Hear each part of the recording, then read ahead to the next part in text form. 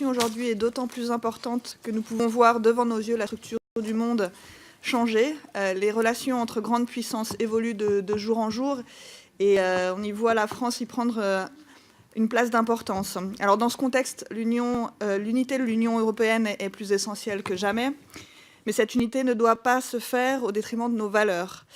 La situation de la Pologne doit être surveillée de très près afin d'enrayer toute dérive antidémocratique qui n'a pas sa place dans l'Union européenne. D'ailleurs, ma collègue Delphine parlait de la Hongrie, nous parlions de l'Italie. De grâce, mes collègues, ne fermons pas les yeux. La place de l'Europe dans l'ordre mondial est en pleine négociation. Les États-Unis remettent en question les organisations et les conventions, alors que celles-ci ont permis de stabiliser les relations entre de nombreuses nations. Alors, je vois venir une Union européenne garante de la coopération mondiale.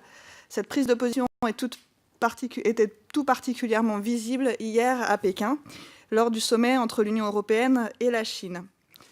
Nous avons pu voir que cela faisait des années que la Chine n'avait pas été aussi réceptive à l'Union européenne.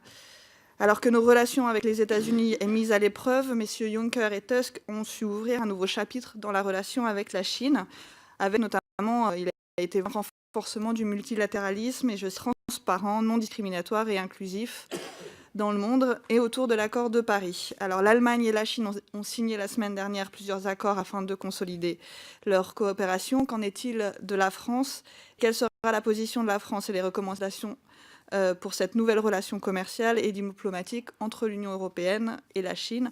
Enfin, une dernière question sur la propriété intellectuelle, qui est un grand point de tension avec la Chine.